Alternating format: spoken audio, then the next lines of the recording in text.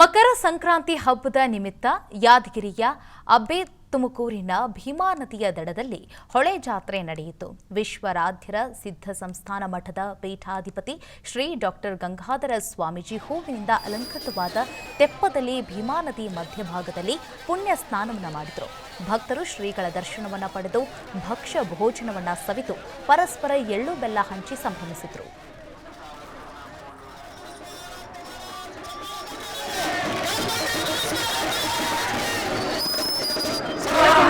ವಿಶ್ವರಾಜ ಮುತ್ಯನ ಗದ್ದಿಗೆ ದರ್ಶನ ಮಾಡಿಕೊಂಡು ನಡ್ಕೊಂತ ಅಪ್ಪವರೊಂದಿಗೆ ಬಂದು ಅಪ್ಪವರ ಪಾದದಿಂದ ನಮಸ್ಕಾರ ಮಾಡಿ ಪಾದೋದಕವನ್ನು ತೆಗೆದುಕೊಂಡು ತಾವು ಪ್ರೋಕ್ಷಣೆ ಮಾಡಿಕೊಂಡು ಭೀಮಾ ನದಿಯಲ್ಲಿ ಸ್ನಾನ ಮಾಡಿ ಪೂಜೆ ಪ್ರಸಾದವನ್ನು ಮಾಡಿಕೊಳ್ಳತಕ್ಕಂಥ ಒಂದು ಪರಿಪಾಠ ಇತ್ತಿತ್ತಲಾಗಿ ಶ್ರೀಮಠದಿಂದ ಪರಂಪರಾಗತವಾಗಿ ಬಂದಂತಹದ್ದಾಗಿದೆ.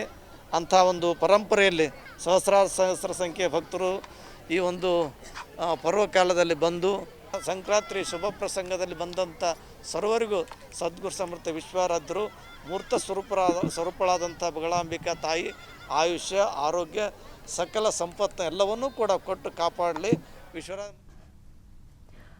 ಕೃಷ್ಣಾವೇಣಿ ಭೀಮ ಸಂಗಮದ ನದಿ ದಡದಲ್ಲಿರುವಂಥ ಸಂಗಮೇಶ್ವರ ದೇವಾಲಯದ ಜಾತ್ರೆ ಸಂಭ್ರಮದಿಂದ ನಡೆಯಿತು.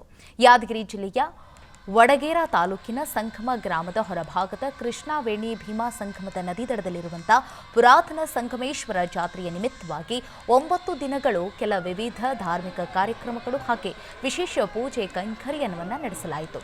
ಶ್ರೀ ಸಂಗಮೇಶ್ವರ ಮಠದ ಶ್ರೀ ಕರುಣೇಶ್ವರ ಶಿವಾಚಾರ್ಯ ಮಹಾಸ್ವಾಮೀಜಿಗಳ ನೇತೃತ್ವದಲ್ಲಿ ಜಾತ್ರೆ ನಡೆಸಲಾಯಿತು.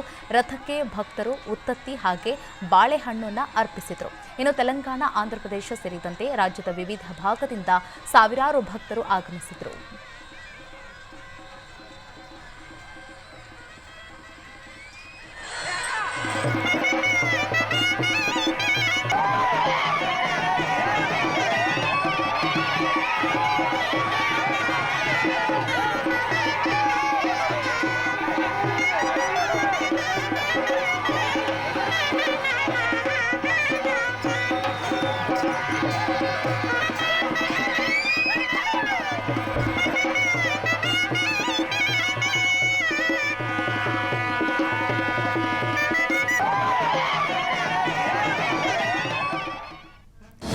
ಅನುಕ್ಷಣದ ಸುದ್ದಿಗಳಿಗಾಗಿ ವಿಸ್ತಾರ ನ್ಯೂಸ್ ಯೂಟ್ಯೂಬ್ ಚಾನೆಲ್ ಸಬ್ಸ್ಕ್ರೈಬ್ ಮಾಡಿ.